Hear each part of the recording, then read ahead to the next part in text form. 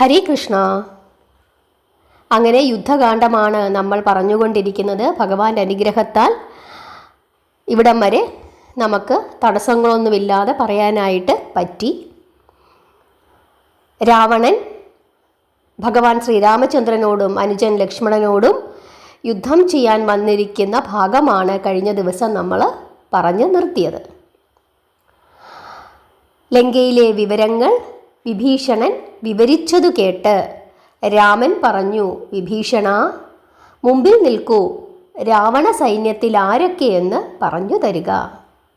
ഇടതുവശത്ത് ആരൊക്കെയാണ് നിൽക്കുന്നത്? അപ്പോൾ വിഭീഷണൻ പറഞ്ഞു തുടങ്ങി, രാവണൻ്റെ ആ രത്നരഥം കണ്ടല്ലോ, അതിൻ്റെ വലതുവശത്ത് നിൽക്കുന്നത് ഇന്ദ്രജിത്ത്. കാർമേഘത്തിൻ്റെ നിറം, ചുവന്ന കണ്ണുകൾ. ഈ ഇന്ദ്രജിത്താണ് നാഗപാശം കൊണ്ട് നിങ്ങൾ രണ്ടുപേരെയും ബന്ധിച്ചത്. പർവ്വതരാജനെയും ദേവരാജനെയും തോൽപ്പിച്ച രാവണൻ്റെ വൈഭവം ഇന്ന് തോൽക്കാൻ പോവുകയാണ്. അങ്ങയുടെ മുമ്പിൽ യുദ്ധം ചെയ്തിട്ട് ജീവനോടെ പോകാൻ ആർക്ക് കഴിയും? രാവണനെ കണ്ട് കോപം മുഴുത്ത സുഗ്രീവൻ ഗർജിച്ചുകൊണ്ട് ഒരു കൂറ്റൻ പർവ്വതം അടർത്തിയെടുത്ത് ചുഴറ്റി രാവണൻ്റെ നേർക്ക് എറിഞ്ഞു. രാവണൻ തുരുതുരെ ബാണങ്ങൾ അയച്ചു. അമ്പേറ്റ പർവ്വതം ചിന്നിച്ചിതറി. 3 ബാണങ്ങൾ സുഗ്രീവൻ്റെ നെഞ്ചിനു നേരെ പാഞ്ഞു വന്നു. സുഗ്രീവൻ കറങ്ങി മാറി. ഭാഗ്യത്തിനാണ് രക്ഷപ്പെട്ടത്. സുഗ്രീവന് അമ്പേറ്റിരുന്നെങ്കിൽ വാനരന്മാരെല്ലാവരും പിന്തിരിഞ്ഞോടിയനെ. രഘുവരൻ കോപത്തോടെ ആവനാഴിയിൽ നിന്നും അമ്പെടുത്തു തുടുത്തു. ലക്ഷ്മണൻ അപ്പോൾ കൈകൂപ്പിക്കൊണ്ട് പറഞ്ഞു, പ്രഭോ, ഇരിക്കൂ, ദശാനനെ ഒരു നിമിഷത്തിനകം ഞാൻ വധിച്ചേക്കാം. രാമൻ പറഞ്ഞു, യുദ്ധത്തിൽ എത്ര സന്ധികളുണ്ടെന്നോ ലക്ഷ്മണ. രാവണൻ ബാഹുബലത്താൽ ത്രിഭുവനം ജയിച്ചു. അവനോട് യുദ്ധം ചെയ്യാൻ സാഹസപ്പെടേണ്ട. അപ്പോൾ ഹനുമാൻ പറഞ്ഞു, ലക്ഷ്മണ, നിൽക്കൂ, കൗതുകപൂർവം കണ്ടുകൊള്ളുക. രാവണനെ ഞാൻ വധിക്കാം. ഞാനുമായുള്ള യുദ്ധത്തിൽ രക്ഷപ്പെട്ടു വന്നാൽ അവനോട് യുദ്ധം ചെയ്താൽ മതി. ലക്ഷ്മണനെ വന്ദിച്ച് പാദധൂളികൾ നെറുകയിൽ ചൂടി ഹനുമാൻ രാവണരഥം ലക്ഷ്യമാക്കി കുതിച്ചു ചാടി. സാരഥിയുടെ കയ്യിലെ വടി പിടിച്ചു മേടിച്ച് കയ്യിൽ വെച്ചുകൊണ്ട് രാവണനോട് ഹനുമാൻ പറഞ്ഞു, ദേവന്മാരും അസുരന്മാരും നിന്നെ പേടിച്ചു. അവരെയെല്ലാം നീ ജയിച്ചത് ബ്രഹ്മാവിൻ്റെ വരം കൊണ്ടാണ്. വാനരനായ ഞാൻ നിന്നെ വധിക്കും. നീ നോക്ക്, എൻ്റെ ശിരസ് മേരുപർവ്വതത്തിൻ്റെ കൊടുമുടി പോലെ, പാദങ്ങൾ ഹിമാലയത്തിൻ്റെ വേരുപോലെ. കണ്ടോ, എൻ്റെ കൈകൾ പർവ്വത ശിഖരം പോലെയാണ്. എൻ്റെ വിരലുകൾ സർപ്പത്തെ പോലെ, നഖങ്ങൾ വജ്രം പോലെ. ഞാൻ തന്നെ ഇന്നു നിന്നെ യമപുരി കയക്കും. നിന്നെ കിട്ടിയാൽ പിന്നെ എനിക്ക് വേറെ ആരെയും വേണ്ട. എൻ്റെ കയ്യിൽ കിട്ടിയല്ലോ, ഇനി നീ എവിടെ പോകാൻ? ഹനുമാൻ ചോദിച്ചു. നിന്നെ ഇപ്പോൾ കൊല്ലണോ? മുമ്പ് ഞാൻ നിന്റെ പുത്രൻ അക്ഷകുമാരനെ കൊന്നത് ഓർമ്മയുണ്ടോ? ആ ദുഃഖം നിന്റെ മനസ്സിൽ ഇപ്പോഴുമില്ലേ? ഇങ്ങനെ പറഞ്ഞുകൊണ്ട് ഹനുമാൻ ഒരടി കൊടുത്തു. വജ്രാഘാതം പോലൊരടി. രാവണൻ ബോധം കെട്ടു. ബ്രഹ്മാവിൻ്റെ അനുഗ്രഹത്താൽ ജീവൻ രക്ഷപ്പെട്ടു. ഉടൻ തന്നെ ബോധം തെളിഞ്ഞ് എഴുന്നേറ്റു. വീണ്ടും യുദ്ധം തുടങ്ങും മുമ്പ് ഹനുമാനോട് പറഞ്ഞു, നീ വീരൻ തന്നെ. നിന്റെ അടിയേറ്റ് എൻ്റെ ശരീരം വിറച്ചല്ലോ. ഇതുകേട്ട് ഹനുമാൻ പറഞ്ഞു, വേണ്ട, എന്നെ പ്രശംസിക്കണ്ട. എൻ്റെ അടി കൊണ്ടിട്ട് നിന്നിൽ പ്രാണൻ അവശേഷിച്ചല്ലോ. ഞാൻ ഇതാ നിന്റെ രഥത്തിൽ കയറിയിരിക്കുന്നു. ഇവിടെ ഇരുന്നു കൊണ്ട് നിന്നോട് പൊരുതാം. രാവണൻ ഗർജിച്ചുകൊണ്ട് ആഞ്ഞടിച്ചു. രാവണൻ്റെ അടിയേറ്റ് ഹനുമാൻ തേരിൽ നിന്നും കറങ്ങി കറങ്ങി താഴെ വീണു. ഇത് കണ്ട് സേനാപതി നീലൻ അങ്ങോട്ടെത്തി. അപ്പോഴേക്കും ഉണർന്നെഴുന്നേറ്റ് ഹനുമാൻ പറഞ്ഞു, രാക്ഷസ രാവണ, ശ്രദ്ധിച്ചാലും ഇതങ്ങയുടെ അസാധാരണ വീര്യകൃത്യമാണ്. ഞാനുമായി ഇങ്ങനെയും യുദ്ധം ചെയ്ത അന്യൻ ഒരാളില്ല. ഹനുമാൻ പറയുന്നതൊന്നും രാവണൻ കേട്ടില്ല. അപ്പോഴേക്കും എങ്ങനെയാണ് ഈ കൊടും പോരിൽ ജയിക്കേണ്ടത് എന്ന് ആലോചിച്ചുകൊണ്ട് നീലൻ നേരെ വന്നു. രാവണൻ നീലൻ്റെ നേരെ അമ്പയച്ചു. നീലൻ്റെ കോട്ട പോലെ ചെറുതായ ദേഹം സ്വന്തം രക്തം കൊണ്ട് നനഞ്ഞു. ഉടനടി ഒരു കീരിയെപ്പോലെ ചെറുതായി തീർന്ന നീലൻ രാവണൻ്റെ രഥത്തിലേക്ക് കുതിച്ചു. ഒരു ഭയവുമില്ലാതെ തേർത്തടത്തിലെത്തിയ നീലനെ കണ്ട് രാവണൻ അമ്പരന്നുപോയി. നീലനു നേരെ അയക്കാനായി അമ്പു തൊടുത്തു. ഇതിനിടെ നീലൻ രഥത്തിലെ കൊടിമരം പിഴുതെടുത്തു. അതുകൊണ്ട് രാവണൻ്റെ തലയ്ക്കടിച്ചു. നീലൻ രാവണനെ തട്ടി താഴെയിട്ടു. നീലൻ രാവണൻ്റെ തലയിൽ ചാടിക്കയറി കിരീടങ്ങൾ ഊരിയെടുത്തു. തലയ്ക്കുമേൽ ചുഴറ്റി 20 കണ്ണുകൾ കൊണ്ട് നോക്കിയിട്ടും കാണാനാകാത്ത വേഗത്തിൽ ചുഴറ്റിയിട്ട് തലയിൽ വെച്ച് ഒരടി കൊടുത്തു. തലയിൽ ചാടി ചാടി നടന്നു. ഓരോ തലയിലും ചെന്നിരുന്ന് മൂത്രമൊഴിച്ചു. ശരീരത്തിൽ അണിഞ്ഞിരുന്ന കുങ്കുമവും കസ്തൂരിയും ചന്ദനവും വാനരമൂത്രപ്രവാഹത്താൽ കഴുകി. ശരീരത്തിലൂടെ തന്നെ ആ മൂത്രം ഒഴുകി നടന്നു. കോപം മൂത്ത രാവണൻ ഉടൻ തന്നെ വില്ലെടുത്ത് അമ്പു തൊടുത്തു. പക്ഷേ ലക്ഷ്യമൊന്നും കാണാതെ എങ്ങനെ അമ്പയക്കും? കാരണം നീലൻ വളരെ ചെറുതായിരുന്നു ആ സമയം. നീലൻ രാവണൻ്റെ ശരീരത്തിലും തേർത്തടത്തിലുമായി ചാടിക്കളിക്കുകയാണ്. കിരീടപ്രഭയിൽ ശിരസിൽ നിന്നും രഥത്തിലേക്ക് വീഴുന്ന നീലൻ്റെ നിഴൽ ഭൂമിയിൽ വീണു. നീലൻ പിന്നെ രാവണന് നേരെ നിന്നില്ല. ലക്ഷ്മണൻ വില്ലും കുലച്ചുകൊണ്ട് രാവണൻ്റെ മുമ്പിൽ വന്നു. രാവണനെ പ്രശംസിച്ചു.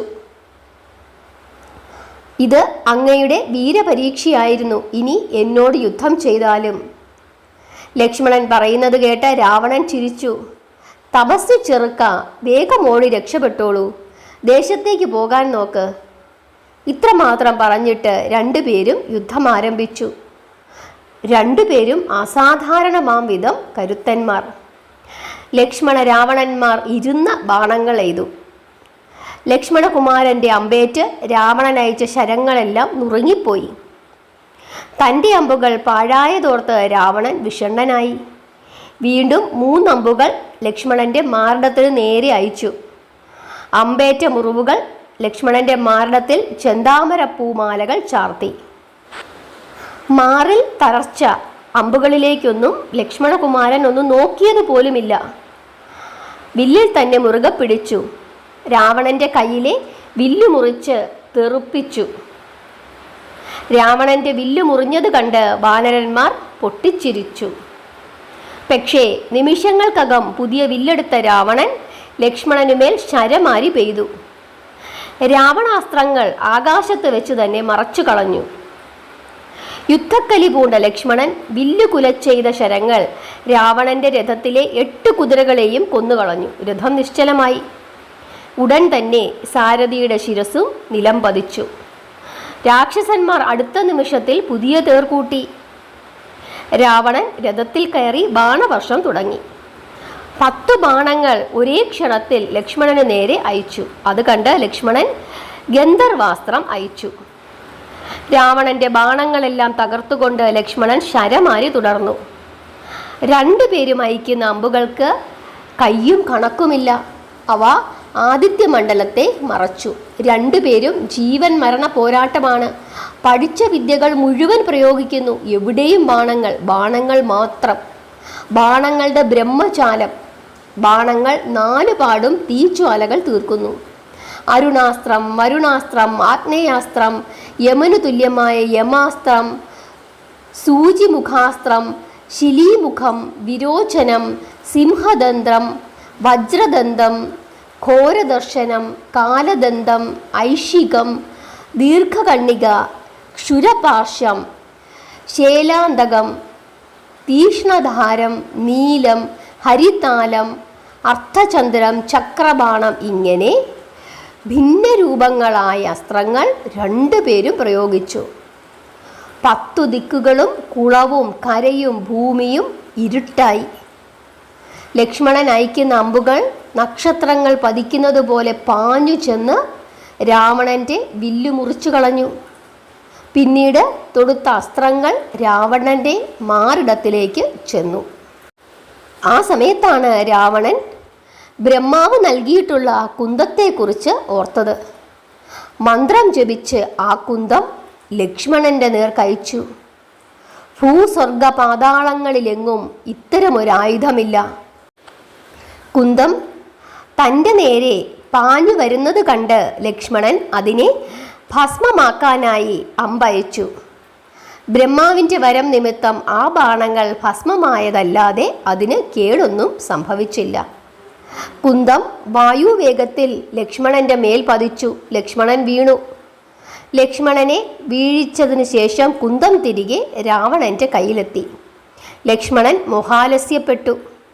20 കൈകൾ കൊണ്ട് ലക്ഷ്മണനെ വാരിയെടുത്ത് തോളിലിട്ടുകൊണ്ട് രാവണൻ ലങ്കയുടെ കോട്ടയ്ക്കുള്ളിലേക്ക് പോകാൻ തുടങ്ങി. 100 മേരുപർവ്വതങ്ങളുടെ ഭാരമുള്ള ലക്ഷ്മണന്റെ ദേഹം 20 കൈകൊണ്ട് വലിച്ചിട്ടും അനങ്ങുന്നില്ല. ഇതെന്തൊരു ഭാരം! ഹിമാലയ പർവ്വതം എടുത്തുയർത്തിയ കൈകൾക്ക് ഈ മനുഷ്യച്ചെറുക്കൻ്റെ ശരീരം എടുത്തു പൊക്കാൻ കഴിയുന്നില്ലേ? രാവണൻ അത്ഭുതപ്പെട്ടു.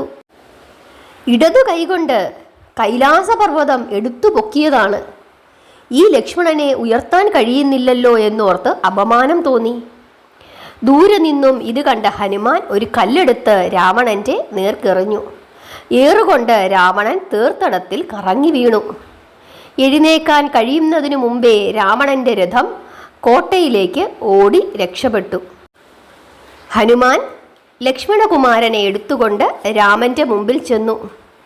രാമന്റെ കടാക്ഷം കൊണ്ട് ലക്ഷ്മണന്റെ എല്ലാ ക്ഷീണവും തീർന്നു. അങ്ങനെ 1-ാം ദിവസം രാമരാവണ യുദ്ധം സമാപിച്ചു. 2-ാം ദിവസം വീണ്ടും യുദ്ധം തുടങ്ങുകയാണ്. ഹരേ കൃഷ്ണ. രാമൻ വില്ലും അമ്പുമേന്തി പടക്കളത്തിലെത്തി. രാവണൻ തൻ്റെ രഥത്തിലിരുന്നു. രാവണനെ വധിക്കാനായി വില്ലിൽ അമ്പു തൊടുത്തു. ആ സമയത്ത് ഹനുമാൻ തൊഴുകൈയോടെ പറഞ്ഞു, ശത്രു രഥത്തിലിരുന്നു കൊണ്ടാണ് യുദ്ധം ചെയ്യുന്നത്. നിലത്ത് നിന്നുകൊണ്ട് എങ്ങനെ ശത്രുവിനെ നേരിടും? എൻ്റെ പുറത്തു കയറിയിരുന്നു കൊണ്ട് രാവണനെ വധിച്ചാലും. ഇന്ദ്രൻ ഐരാവതത്തിൻ്റെ പുറത്ത് എന്ന വണ്ണം രാമൻ ഹനുമാന്റെ പുറത്ത് കയറിയിട്ട് രാവണനോട് പറഞ്ഞു, എനിക്കുണ്ടായ ദുഃഖത്തിനൊക്കെ ഇന്ന് പ്രതികാരം ചെയ്യും. 10 മുഖവും നന്നായി അലങ്കരിച്ചു കൊണ്ടാണല്ലോ ഇന്ന് നീ വന്നിരിക്കുന്നത്. നിന്റെ 10 തലയുമറുത്ത് ഞാൻ നിന്നെ ഇന്ന് വധിക്കും. ബ്രഹ്മാവ്, വിഷ്ണു, മഹേശ്വരൻ തുടങ്ങിയ ദേവന്മാരാണെങ്കിൽ പോലും പടയ്ക്ക് വന്നാൽ എന്നോട് രക്ഷപ്പെടില്ല. രാമൻ പറഞ്ഞതിന് ലങ്കേശ്വരൻ മറുപടി ഒന്നും പറഞ്ഞില്ല. ഹനുമാനെ കണ്ടപ്പോൾ ലങ്കേശ്വരന് കോപം തിളച്ചു. അക്ഷകുമാരനെ കൊന്നതിനും ലങ്കാപുരം ചുട്ടതിനും എല്ലാം പ്രതികാരമായി ഇപ്പോൾ നിന്നെ ഞാൻ കൊല്ലുന്നുണ്ട്. 2 പേരും കൊണ്ടും കൊടുത്തും പോർ ചെയ്യുന്നതിൽ മുഴകി നേർക്കു നേരെ നിന്ന് പൊരുതി. ബാണങ്ങൾ കൊണ്ട് ഹനുമാനെ തളർത്തി. ഹനുമാന് ഇനി പൊരുതി നിൽക്കാൻ വയ്യ. പുറത്ത് ശ്രീരാമനുണ്ട്. മാറിടത്തിൽ അമ്പുകൾ വന്ന് തറച്ചുകൊണ്ടിരിക്കുന്നു. ഹനുമാൻ 10 യോജന വിസ്താരത്തിൽ 30 യോജന ഉയരത്തിൽ വ്യാപിച്ച ഒരു അതികായനായി മാറി. വാൽ 50 യോജന ഉയരത്തിൽ വളഞ്ഞുപൊങ്ങി. ആകാശം മുട്ടി നിന്നു. ഹനുമാന്റെ വാലുകൊണ്ട് രാവണന് ഭയമായി. അന്നു തന്നെ കുരുക്കിയ ബാലിയുടെ വാലുപോലെ തോന്നിച്ചു ആ വാല് കണ്ടപ്പോൾ. രാമൻ അഗ്നിജാലകൾ ഉതിർക്കുന്ന ബാണം അയച്ചു. അതിസൂക്ഷ്മതയോടെ രാവണൻ ആ ബാണം നുറുക്കിക്കളഞ്ഞു. രാമൻ ഐഷികാസ്ത്രം തൊടുത്തു.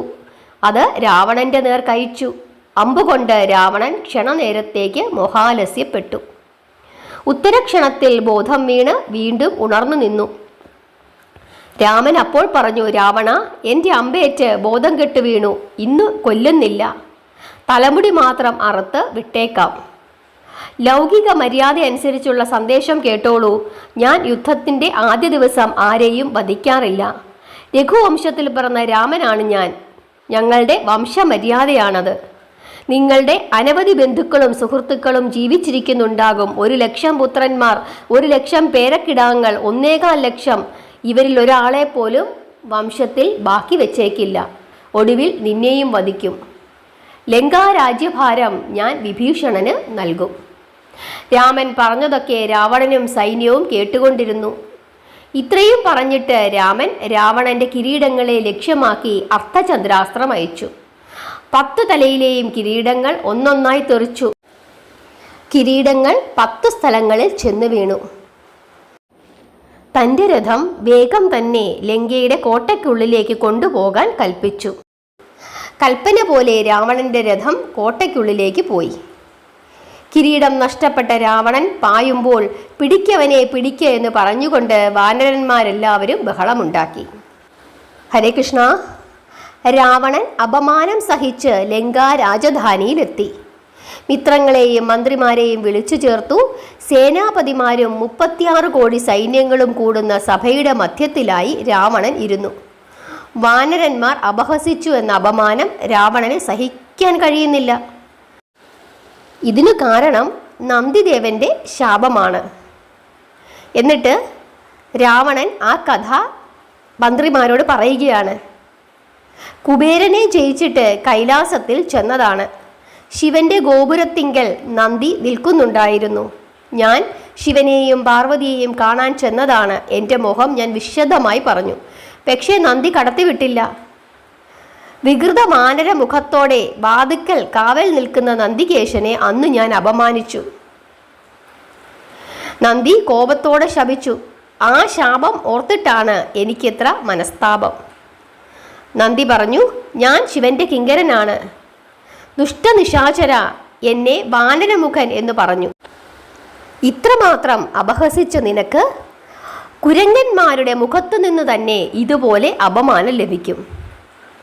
കപിമുഖന്മാരിൽ നിന്നു തന്നെ നീ വംശത്തോടെ മരിക്കുകയും ചെയ്യും. ഇത്രയും നാളുകൾക്ക് ശേഷം ഇപ്പോൾ നന്ദിയുടെ ശാപം ഭരിച്ചു. വാനരന്മാരിൽ നിന്നും എനിക്ക് പരാജയം നേരിട്ടു. മരണമില്ലാതിരിക്കണമെന്ന മോഹത്തോടെ ഞാൻ വലിയ തപസ് ചെയ്തു. പക്ഷേ ബ്രഹ്മാവ് അമരത്വം നൽകിയില്ല. എന്നിട്ട് ദയാപൂർവം പറഞ്ഞു, യക്ഷ രക്ഷ ഗന്ധർവന്മാരിൽ നിന്നെല്ലാം യുദ്ധത്തിൽ ജയിക്കാനുള്ള വരം തരാം. ആ വരം സ്വീകരിച്ചു കൊള്ളുക. ബ്രഹ്മാവ് വീണ്ടും ദയയോടെ പറഞ്ഞു, കഴുത്ത് വെട്ടിക്കളഞ്ഞാൽ കഴുത്തിൽ നിന്നും പുതിയത് മുളച്ചു വരും. ദേവന്മാരെയും ഗന്ധർവന്മാരെയും ഒന്നും പേടിക്കണ്ട. എന്നാൽ നരനും വാനരനും നിമിത്തം വംശത്തോടെ നശിക്കും. ബ്രഹ്മാവിൻ്റെ വാക്ക് പാഴാക്കുകയില്ല. മനുഷ്യൻ്റെ അമ്പ് കൊണ്ട് സർവാംഗം മുറിഞ്ഞിരിക്കുന്നു. രാജാവായിട്ടും ഞാൻ തോറ്റു. പിന്നെ മറ്റുള്ളവർ എങ്ങനെ ജയിക്കാനാണ്? കുംഭകർണൻ ഉറക്കത്തിലാണ്. അവനെ ഉണർത്തണം. എല്ലാവരും ചേർന്ന് അതിനുള്ള വഴി ആലോചിക്കൂ. 6 മാസം കുംഭകർണൻ ഉറക്കത്തിലാണ്. കുംഭകർണനെ ഉണർത്താനുള്ള ഏർപ്പാടുകൾ ചെയ്യണം. എനിക്ക് ജീവൻ രക്ഷിക്കാൻ അത് വളരെയേറെ ഉപകാരം ചെയ്യും. രാവണൻ ഇങ്ങനെ ആജ്ഞ നൽകിയപ്പോൾ 3 ലക്ഷം പടയാളികൾ കുംഭകർണനെ ഉണർത്താനായി ചെന്നു. മദ്യം, മാംസം തുടങ്ങിയ ഭക്ഷ്യദ്രവ്യങ്ങളും ചന്ദനം, പുഷ്പം തുടങ്ങിയ സുഗന്ധദ്രവ്യങ്ങളും കൊണ്ടുവന്നു. സുവർണ നിറത്തിൽ രത്നം പതിച്ച കനകക്കട്ടിലിൽ കുംഭകർണൻ ഉറങ്ങുകയാണ്. മൂക്കിൽ നിന്നുള്ള ശ്വാസം പ്രളയകാലത്തെ കാറ്റുപോലെ. ഉറക്കറയുടെ വാതുക്കൽ വന്ന രാക്ഷസന്മാർ നിശ്വാസത്തിനനുസരിച്ച് അടുക്കുകയും അകലുകയും ചെയ്യുന്നു. വളരെ അടുത്തു ചെന്നവർ ശ്വാസത്തിനനുസരിച്ച് മൂക്കിലേക്ക് കയറുകയും മുറിയിലേക്ക് ഇറങ്ങുകയും ചെയ്യുന്നു. സന്ധിരീതികൾ അറിയാവുന്ന നിശാചരന്മാർ കരുത്തോടെ മുറിക്കുള്ളിൽ കടന്നു. മദ്യം നിറച്ച കൂറ്റൻ ഭരണികൾ കൊമ്പുകൾ വെട്ടിയ വൻമരങ്ങളിലെന്നോണം നിരത്തി. കൈകാലുകൾ ഇളക്കുകയും ഗുഹ പോലെ വായ പിളരുകയും ചെയ്തു. കുംഭകർണനെ ഉണർത്താൻ ലക്ഷക്കണക്കിന് രാക്ഷസന്മാർ വിജയഭേരികൾ മുഴക്കി, ശംഖു വിളിച്ചു, പലതരത്തിലുള്ള ബഹളങ്ങൾ നടത്തി. പക്ഷേ കുംഭകർണൻ അറിഞ്ഞതേയില്ല. രാക്ഷസന്മാർ ചെന്ന് രാവണനെ വിവരമറിയിച്ചു. രാവണൻ നിർദ്ദേശിച്ചു, ആരും ഭയപ്പെടണ്ട. വൃക്ഷങ്ങളും പാറകളും കൊണ്ട് മാറിടത്തിൽ അടിച്ചുകൊള്ളുക. രാജകൽപ്പന കിട്ടിയതോടെ രാക്ഷസന്മാർ 4 വശത്തു നിന്നും അടിക്കാൻ തുടങ്ങി. ഇരുമ്പുലക്കയും ഗദയും ചിലർ പ്രയോഗിച്ചു, ചിലർ കടിച്ചു, ചിലർ തലമുടി പിടിച്ചു വലിച്ചു. ബ്രഹ്മവരത്തിൻ്റെ ശക്തി കൊണ്ട് ഇതൊന്നും കുംഭകർണൻ അറിഞ്ഞില്ല. ഉണരൂ കുംഭകർണ, ഉണരൂ എന്ന വിളികൾക്കൊന്നും യാതൊരു ഫലവും ഉണ്ടായില്ല. അപ്പോൾ മഹോദരന് ഒരു യുക്തി തോന്നി. ഒരു മനോഹരാംഗിയെ കുംഭകർണൻ്റെ സമീപത്ത് കൊണ്ടുവന്നു. അവളെ അവിടെ കിടത്തുക. നാരീസ്പർശം കൊണ്ട് ആ കാമിനി കുംഭകർണനെ ഉണർത്തിക്കൊള്ളും. ഇത് കേട്ട് രാക്ഷസന്മാർ വിദ്യാധരി തുല്യകളായ കന്യകമാരെ കൊണ്ടുവന്നു. അവർ കുംഭകർണന്റെ കട്ടിലിരുന്നു. മേലാകെ ചന്ദനം പൂശി. എല്ലാവരും ഒന്നിച്ച് ആലിംഗനം ചെയ്തു. നിദ്രാസുഖത്താൽ കുംഭകർണൻ കൂർക്കം വലിച്ചപ്പോൾ നാരികൾ പേടിച്ച് ചാടി എഴുന്നേറ്റു. മഹോദരൻ പറഞ്ഞു, എനിക്ക് മറ്റൊരു യുക്തി തോന്നുന്നു. ഇതുകൊണ്ടൊന്നും കുംഭകർണൻ ഉണരുകയില്ല. മദ്യവും മാംസവും കൊണ്ട് ശരീരത്തിൽ മൂടുക. ആ ഗന്ധം കൊണ്ട് കുംഭകർണൻ ഉണരും. ആ യുക്തി ഫലിച്ചു. കുംഭകർണൻ എഴുന്നേറ്റു. കിടക്കയിൽ ഇരുന്നു കൊണ്ട് കുംഭകർണൻ ചോദിച്ചു, എന്തിനാണ് എന്നെ ഉണർത്തിയത്? അകാലത്തിൽ ഉണർത്തിയതുകൊണ്ട് ചെറിയ കാര്യമൊന്നും ആയിരിക്കുകയില്ല. എന്തിനാണ് രാവണൻ ഇങ്ങനെ എന്നെ ഉണർത്താൻ ആജ്ഞ നൽകിയത്?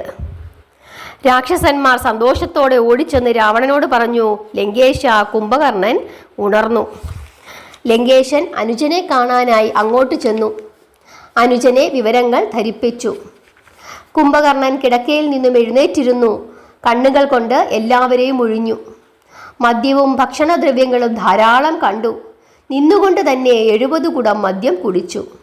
അതിനു യോജിച്ച രീതിയിൽ മാംസവും തിന്നു. 1000 മൃഗങ്ങളെയാണ് ഒറ്റയടിക്ക് അകത്താക്കിയത്. കുംഭകർണൻ പറഞ്ഞു, അകാലത്ത് ഉണർത്തിയപ്പോൾ തന്നെ ഞാൻ അനുമാനിച്ചു എന്തെങ്കിലും പ്രശ്നമുണ്ട് എന്ന്. വരട്ടെ, ഇന്ദ്രൻ തന്നെ വരട്ടെ. അവൻ ഇവിടെ എത്തും മുമ്പ് കാലനും എത്തും. പിന്നെ എനിക്ക് വിഴുങ്ങേണ്ട ജോലിയേ ഉള്ളൂ. അതിധാർമ്മികനായ വിരൂപാക്ഷൻ അപ്പോൾ പറഞ്ഞു, പ്രഭോ, ഇന്ദ്രൻ ഒരു തെറ്റും ചെയ്തിട്ടില്ല. ഇപ്പോൾ കുഴപ്പം ഉയർത്തിയിരിക്കുന്നത് നരന്മാരും വാനരന്മാരും കൂടിയാണ്. ശൂർപ്പണഖ പഞ്ചവടിയിൽ പോയിരുന്നു. ലക്ഷ്മണൻ അവളുടെ കാതും മൂക്കും മുറിച്ചിട്ടു. അതിൽ കോപിച്ച മഹാരാജാവ് സീതയെ പിടിച്ചുകൊണ്ടു പോന്നു. സീതയെ തേടി ഹനുമാൻ സമുദ്രം കടന്ന് ഇവിടെ എത്തി. ലങ്കാപുരം ദഹിപ്പിച്ചു. അവിടുന്ന് ജീവിച്ചിരിക്കുമ്പോൾ ലങ്കയ്ക്ക് ഇത്ര അപമാനം സംഭവിച്ചോ? നരന്മാരും വാനരന്മാരും ലങ്കയെ ആക്രമിച്ചിരിക്കുകയാണ്. എല്ലാവരും പ്രതീക്ഷയോടെ ഉറ്റുനോക്കുന്നതും ഈ മുഖത്തേക്കാണ്. ഇത് കേട്ട് കുംഭകർണൻ പറഞ്ഞു, ആദ്യം തന്നെ ചെന്ന് യുദ്ധം ജയിച്ചിട്ട് വരാം. എന്നിട്ട് ജ്യേഷ്ഠനെ കാണാം. ഇത് കേട്ട് മഹോദരൻ തിരുമുമ്പിൽ ചെന്നു നിന്നു. യുദ്ധത്തിന് പോകാൻ ആജ്ഞ ലഭിച്ചിട്ടില്ല. രാജാവുമായി ആലോചിക്കാതെ എങ്ങനെ യുദ്ധത്തിന് പോകും? രാജ്യത്തിന് മുമ്പും ഇനിയും കുംഭകർണന് ഭക്ഷണം വേണം. രാജയോഗ്യങ്ങളായ വിഭവങ്ങൾ വീണ്ടും എത്തിത്തുടങ്ങി. വളരെ നാൾ ആഹാരമില്ലാതെ ഉറങ്ങിയതല്ലേ. മദ്യവും രക്തവും ധാരാളം കുടിച്ചു. മാംസം ധാരാളം കഴിച്ചു. മേഘത്തിനിടയിൽ നിന്ന് പുറത്തു വന്ന സൂര്യനെ പോലെ കുംഭകർണൻ മുറിക്ക് പുറത്തു കടന്നു. ലങ്കാക്കോട്ട ഇളകി വരുന്നത് പോലെ, സുമേരു പർവ്വതം നടന്നു വരുന്നത് പോലെ കുംഭകർണൻ സേനാ നിരീക്ഷണത്തിന് വന്നു. കണ്ടപ്പോൾ തന്നെ വാനരന്മാരുടെ പ്രാണൻ ഇളകി. വിഭീഷണൻ അവരെ ആശ്വസിപ്പിച്ചു. രഘുനാഥൻ വിഭീഷണോട് ചോദിച്ചു, ഈ മഹാവീരൻ ഇത്ര നാളും എവിടെയായിരുന്നു? 3 ലോകത്തെയും ജയിക്കാൻ പോന്ന ആർക്കും എളുപ്പം ജയിക്കാൻ കഴിയാത്ത മഹാകായൻ. സൈന്യം ഇവനെ നേരിടുമോ? ഇവനോടുള്ള യുദ്ധത്തിൽ ആരും രക്ഷപ്പെടുമെന്ന് തോന്നുന്നില്ല. വിഭീഷണൻ പറഞ്ഞു, രഘുവീര, കേട്ടാലും ഇവൻ കുംഭകർണൻ എന്നു പേരായ മധ്യമ സഹോദരനാണ്. ബ്രഹ്മാവിൻ്റെ വരം നിമിത്തമാണ് രാവണൻ യുദ്ധം ചെയ്യുന്നത്.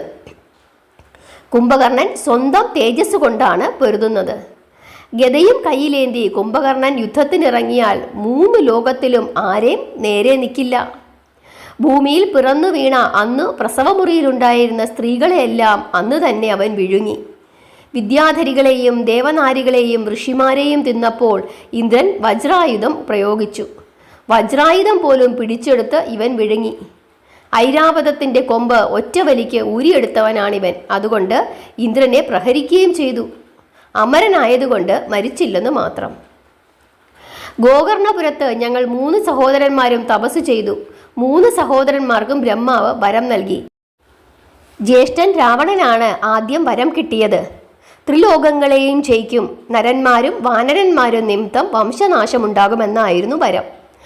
പിന്നീട് സന്തുഷ്ടനായി എനിക്ക് വരം നൽകി. ആ വരത്താൽ ഞാൻ മരണമില്ലാത്തവനായി. ബ്രഹ്മാവ് കുംഭകർണന് വരം നൽകാൻ തുനിഞ്ഞപ്പോഴേക്കും ഇന്ദ്രാദിദേവന്മാർ വിറച്ചു. വരബലം ഇല്ലാതെ തന്നെ കുംഭകർണനെ കണ്ടാൽ വിറയ്ക്കും. ഇനി വരം കൂടിയായാൽ സർവനാശം. അതുകൊണ്ട് ദേവന്മാർ എല്ലാവരും ചേർന്ന് ആലോചിച്ച് സരസ്വതി ദേവി അയച്ചു. സരസ്വതി ദേവി കുംഭകർണന്റെ നാവിൽ ചെന്നിരുന്നു. അതിനാൽ എന്തു വരം വേണമെന്ന് ബ്രഹ്മദേവൻ ചോദിച്ചപ്പോൾ ബ്രഹ്മദേവൻ എനിക്ക് മറ്റൊന്നും വേണ്ട, നിദ്രാസനം മതിയെന്നാണ് പറഞ്ഞത്. ഇന്ദ്രാസനം എന്നാണ് ഉദ്ദേശിച്ചത്. ബ്രഹ്മാവ് പറഞ്ഞു, പുത്ര, ആവശ്യപ്പെട്ടതുപോലെ വരം നൽകിയിരിക്കുന്നു. രാപകൽ ബോധം വിട്ട് ഉറങ്ങാൻ നിനക്ക് കഴിയട്ടെ.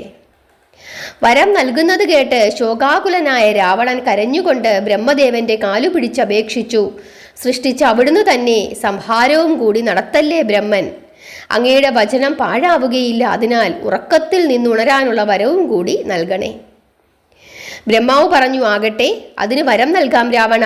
6 മാസത്തെ നിദ്രയ്ക്ക് ശേഷം വീണ്ടും 6 മാസം കുംഭകർണൻ ഉണർന്നിരിക്കും.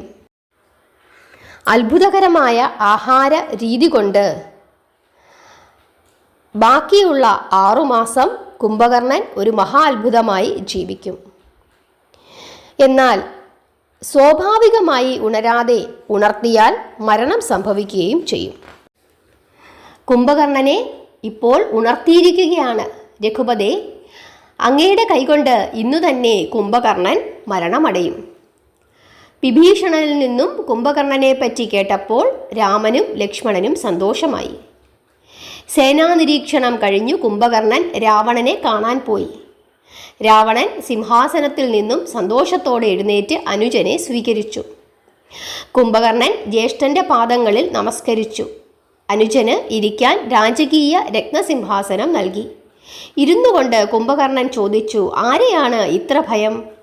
ആരെയാണ് യമപുരിയിലേക്ക് അയക്കേണ്ടതെന്ന് കൽപ്പിച്ചാൽ മാത്രം മതി. ഞാൻ ജീവിച്ചിരിക്കുമ്പോൾ ജ്യേഷ്ഠൻ ആരെയും ഭയപ്പെടേണ്ട കാര്യമില്ല.